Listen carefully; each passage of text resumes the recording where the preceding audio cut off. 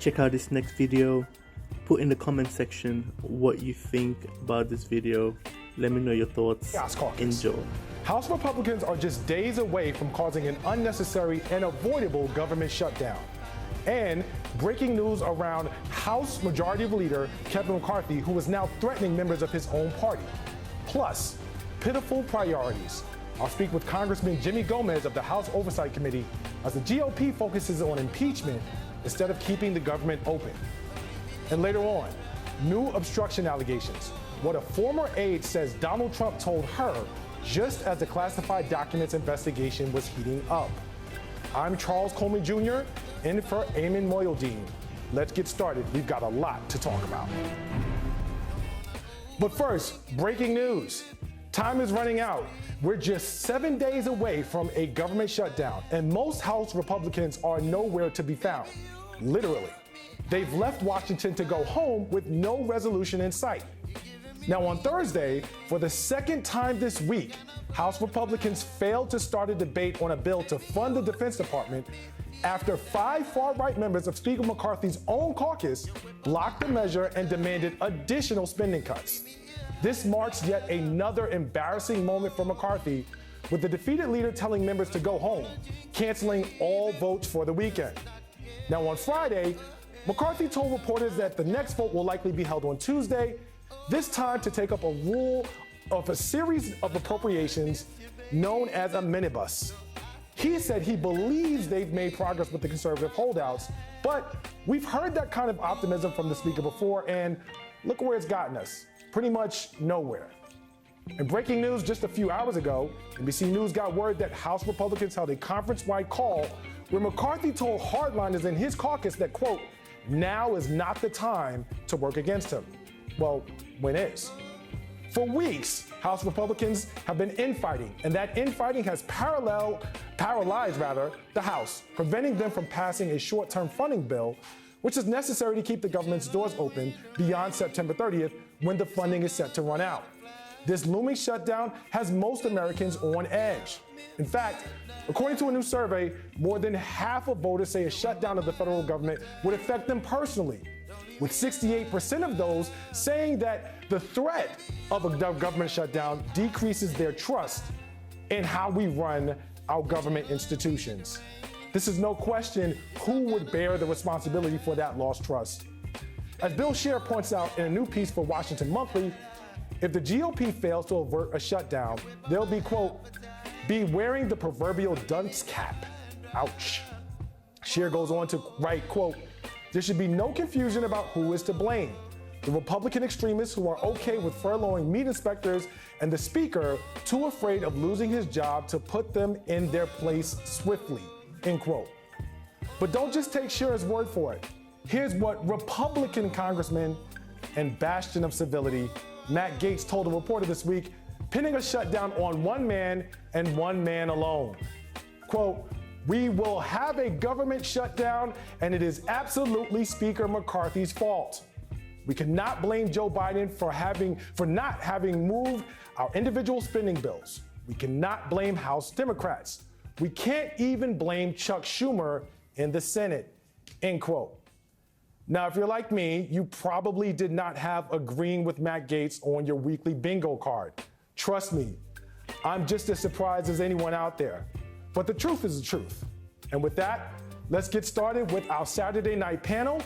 Joining me is Kurt Bardella, LA Times contributor and Democratic strategist. He is also the former spokesperson for Republicans on the House Oversight Committee. In studio, I have Danny Sabalis, my friend, criminal defense attorney, and MSNBC legal analyst. And Paula Ramos, a journalist and MSNBC contributor, joins us as well. To begin, Kurt, let's talk. McCarthy can't even get his own caucus together to pass a procedural vote. We saw that this week. Now, since 1995, the House has only failed to pass a rules resolution a total of 8 times. All of those times were under Republican control. Now, 3 of those times have come just within the last 8 months under McCarthy's leadership.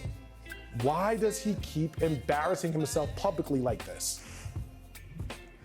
Yeah, Charles, I mean, this is Republicans in disarray all over again, and it's a script that we're becoming all too familiar with. And I think, if anything, I hope this makes everybody appreciate the leadership that Nancy Pelosi demonstrated when she was facing very similar narrow margins of a majority, but was able to shepherd through monumental, historic pieces of legislation time and time again.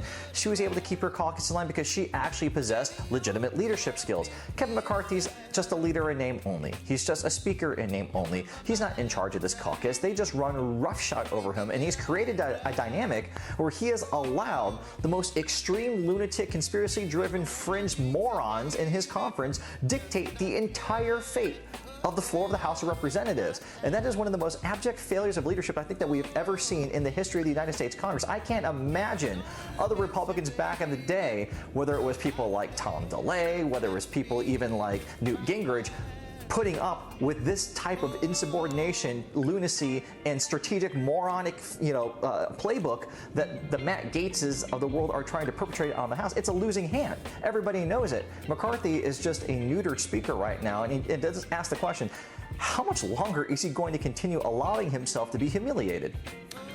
Really good point. It's very hard for me to imagine a Newt Gingrich run House that would have this level of insubordination from his own party, no less. I'm going to give you all the cultural tidbit. There are certain spaces where you may hear in black churches, for example, someone say, every setback is a setup for a comeback. But it seems like in the case of Kevin McCarthy, his election as Speaker was just a setup for a fallback. Paula, is the chaos a side effect of how he came to power? Is it just the fact that he's beholden to too many masters in a sense and can't really sort of grab a hold of his party and move forward? Of course. I mean, at the end of the day, this is his doing. But I think to Kurt's point, I think he's missing some of the most fundamental characteristics that Nancy Pelosi had, right? And that was courage, that was integrity, which he does not have, and those are morals. He has none of that, right? If you want to govern, if you want to be the Speaker of the House, if you want to really lean into the power that that role necessitates, you need those characteristics.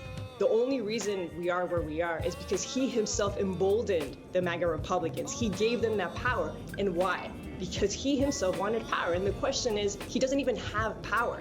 He doesn't have power when he's at the top of the power. So to Kurt's point again, how long can we go with this? Because at the end of the day, it's not just the American people that will suffer from this. It's also our democracy, right? What we are seeing truly is the slow decline of the erosion of this democracy, where if you ask any Americans right now, just 2 in 10 Americans actually believe that the American government is doing the right thing, right? That is a very dangerous thing. Danny, I want to talk to you about what seems to be the misplaced focus of Republicans. This week we had Merrick Garland and others testifying in front of House Committee, basically around this gearing up for the impeachment conversation. That hearing was wrought with a lot of misinformation, and that's something that has been being peddled throughout that party. And one of the things connected to the shutdown is this notion that somehow, if we pull the plug on funding the government, that's going to defund or stop the prosecution by the DOJ of Donald Trump in D.C. and in Southern Florida. Can you speak to that? Because a lot of people are confused and don't know what the effect, if any, will be. Even if it's a total government shutdown, the criminal courts and the government, by government I mean the U.S. attorneys and the AUSAs who are prosecuting cases, those continue on. The government shutdown shuts down non-essential work. That has been for some time now considered essential work of the government to continue prosecuting criminals. And you can imagine, Charles, what it would be like if that was an area or an agency that did shut down. If DOJ and FBI and everyone else said, well, government shutdown, we're not working. Imagine if the Bureau of Prisons simply didn't come to work. There are folks living at those facilities, so they have to move on. So there are essential workers. Certainly for a long time, criminal prosecution has been considered within that essential kind of work that goes on no matter what shutdown happens. So that means that at least in the 2 federal prosecutions of Donald Trump, those will continue. Shutdown, partial shutdown, no shutdown at all. Thank you. Kurt, I want to get your reaction to the survey I was just talking about a few moments ago. More than half of America says that a shutdown of the federal government would affect them personally. And 68% say that the threat of one just decreases their trust in the government. So with the GOP knowing this, how worried should they be about those numbers and what a poll like that tells us in terms of where America stands around the shutdown? Yeah, I mean, when you think about the fundamental job description and function of Congress, it's to pass laws, pass a budget, keep the government running, and keep the government funding. When you fail at your most basic job description and responsibility, you are basically taking out a billboard to the American public saying we are unfit to serve, we are unfit to be representatives, we are unfit to hold the reins of power.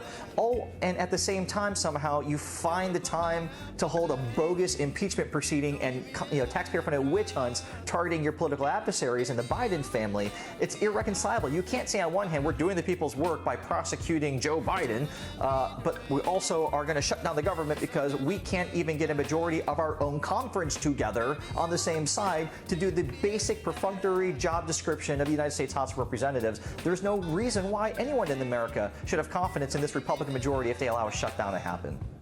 Paola, speaking of polling, which we were just talking about, the public's approval of the Republican Party has hit record lows in October of 2013 after the shutdown at that point. So we're at this place again, and it seems as though we're headed for another crash course with the government closing.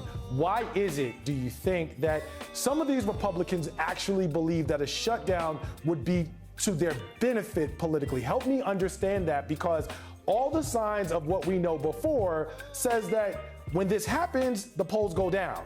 So what is it that makes them think that they can afford to have this happen now? I don't think I can answer that question because I truly do not understand. What I do understand are those polls, why they're declining, why trust is declining. Why? Because they are so hypocritical.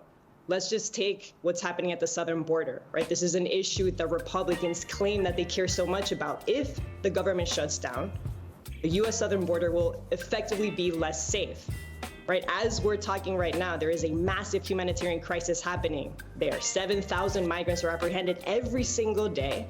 2 migrants just died last week, and Border Patrol agents, law enforcement agents that these MAGA Republicans claim to want to defend, they will continue to be working if the government is shut down, but they will not be paid. And if we know from previous shutdowns is that if that happens, that does cause vulnerabilities and that will make law enforcement agents less safe. And so to answer your question, I don't know, but I do understand why the public does not trust them.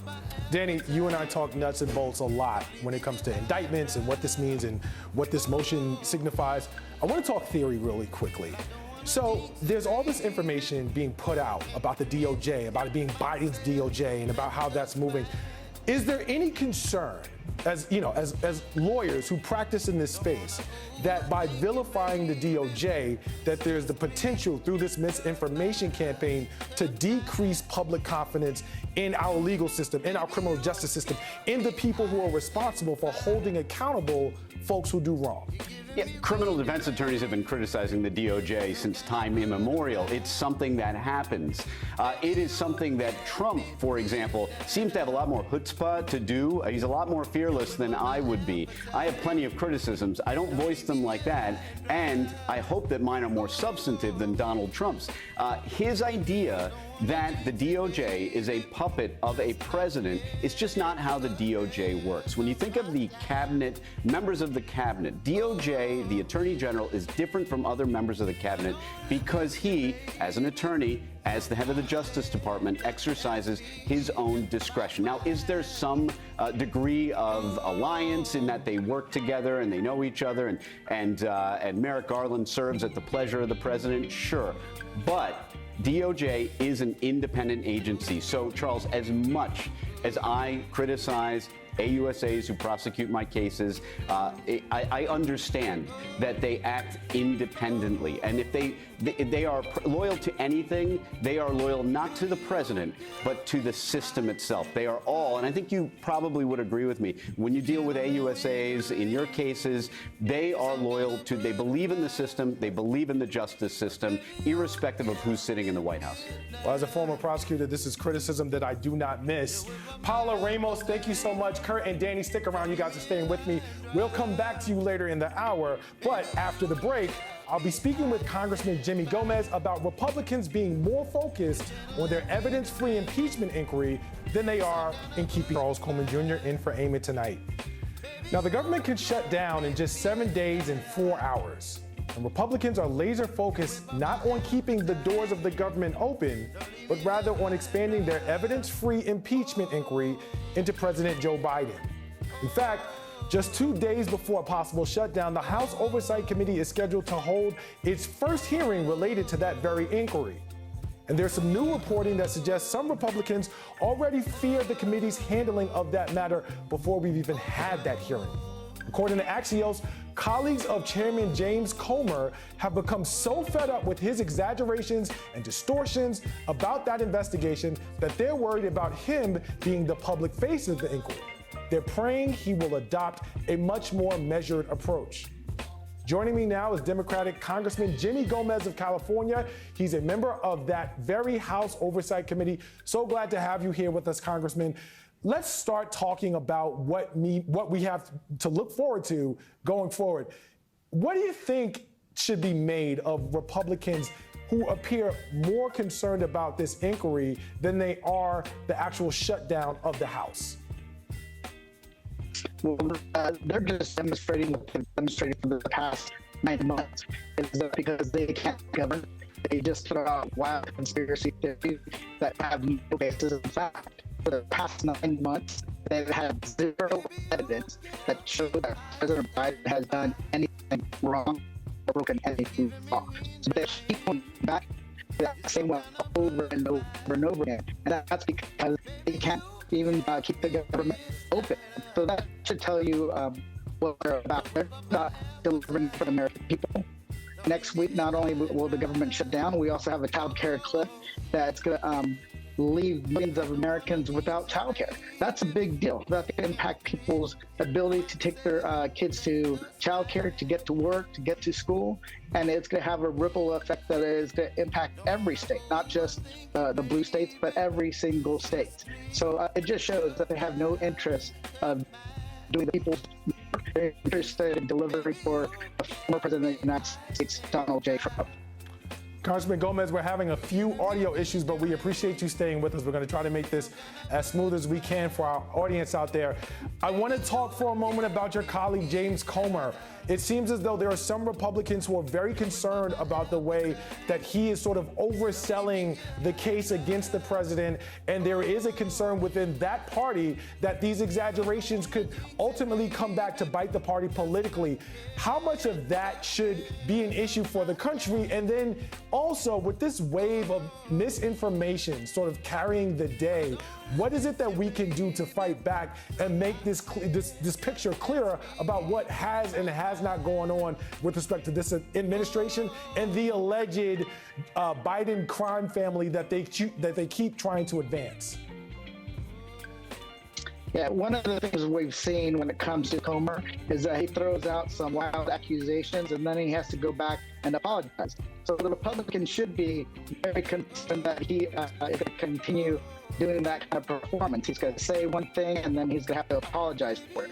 At the same time, the Oversight Committee has been one hot mess after another. We had Marjorie Taylor Greene showing a dick pic of Hunter Biden, which was just offensive and appalling. But that's what they're trying to do. They're trying to, trying to misguide the American people. They're trying to say, don't look over there where we can't govern. The whole system is going to shut down. But they continue to spew conspiracy theories when it comes to Ukraine, when it comes to Joe Biden.